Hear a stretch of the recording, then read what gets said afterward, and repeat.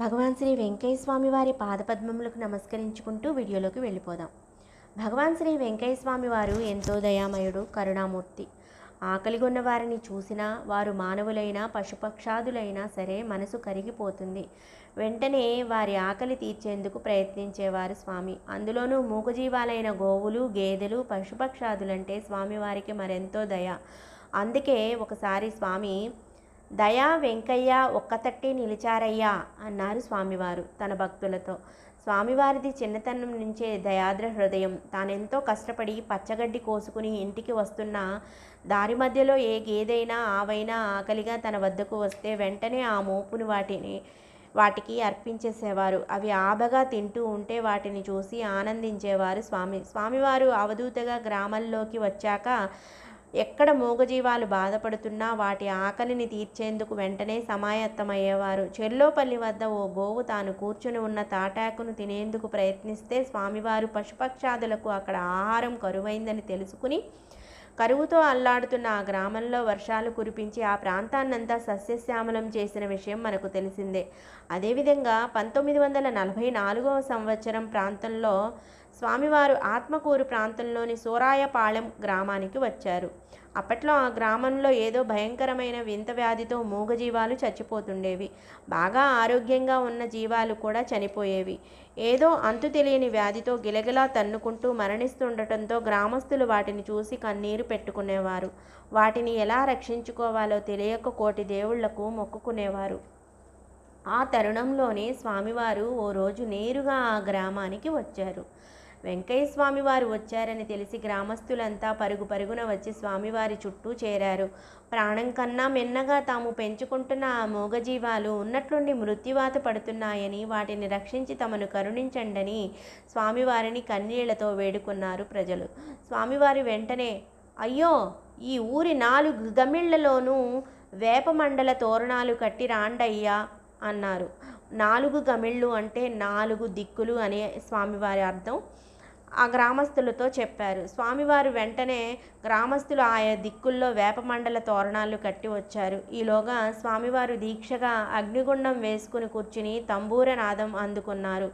ఓం నారాయణ ఆది నారాయణ అంటూ ధ్యానం చేసుకుంటూ ఆ రోజంతా స్వామివారు అలా దీక్షలోనే ఉన్నారు. అంతే. ఆ తర్వాత రోజు నుంచి ఇక ఎప్పుడూ ఆ గ్రామంలో మూగజీవాలు అలాంటి వింత వ్యాధులతో చనిపోయింది లేదు. దీంతో గ్రామస్తుల సంతోషానికి అవధులు లేవు. అయినా మూగజీవాలకు వచ్చిన ఆ అంతు తెలియని వ్యాధికి వేపమండల తోరణాలకి సంబంధం ఏమిటి? స్వామివారు చెప్పినట్లు చేశాక ఆ భయంకరమైన వ్యాధికి ఆ ఊరి ఛాయల్లో కూడా కనిపించకపోవడం ఏమిటి? ఇదంతా వేపమండల మహిమ కాదు, దయామయుడైన శ్రీ వెంకయ్య స్వామివారి మహిమేనని ప్రజలకు అర్థమైంది.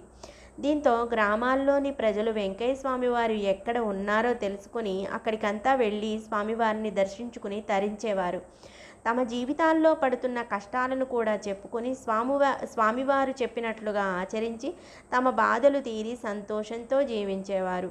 స్వామివారు తమిళనాడులోని రాజపద్మాపురంలో ఉన్న రోజుల్లో ఒక విచిత్రం జరిగింది. ఆ గ్రామస్తులు ప్రతి ఏటా అక్కడ ఉన్న బంగారమ్మ తల్లి అనే గ్రామదేవతకు ఎంతో వేడుకగా కొలుపులు చేసేవారు. ఆ జాతరలో పశుపక్షాదులను కూడా బలిచ్చేవారు. అలా చేస్తే గ్రామదేవత శాంతిస్తుందని, తద్వారా గ్రామానికి శుభం జరుగుతుందని అప్పట్లో ఆ గ్రామస్తుల మూఢ విశ్వాసం. తరతరాలుగా వారు అలాగే జంతువులను బలివ్వడం జరుగుతోంది. అయితే గ్రామదేవతలు బలులను కోరుకోరని, ఆ దేవతలంతా స్త్రీమూర్తులే కనుక వారు శాంతమూర్తులని, హింసను బలుల వంటి వాటిని ఆ దేవతలు కోరుకోరని ప్రజలకు తెలియడం ఎలాగా? బంగారమ్మకు కూడా బలులను ఇవ్వాలని గ్రామస్తులు ఆ జాతరకు సమాయత్తం చేస్తుండగా అది గమనించిన దయామూర్తి భగవాన్ శ్రీ వెంకయ్య స్వామి వారు ఆ జంతు బలులను ఆపడానికి నిర్ణయించుకున్నారు. తన వెంట ఉన్న ఓ భక్తునితో, అయ్యా, అమ్మవారు సముద్ర స్నానానికి పోయి వచ్చారు. ఇక నుంచి గ్రామంలో ఎవ్వరూ అమ్మవారికి బలులు ఇవ్వకూడదు. అమ్మవారికి నైవేద్యంగా పాల పొంగళ్ళు చేసి పెట్టాలే తప్ప పశుపక్షాదులను అమ్మవారికి బలివ్వకూడదు. అలా చేయడం గ్రామానికి మంచిది కాదు. ఇవి నా మాటలుగా గ్రామస్తులకు దండోరా వేసి మరీ చెప్పండి అని చెప్పారు.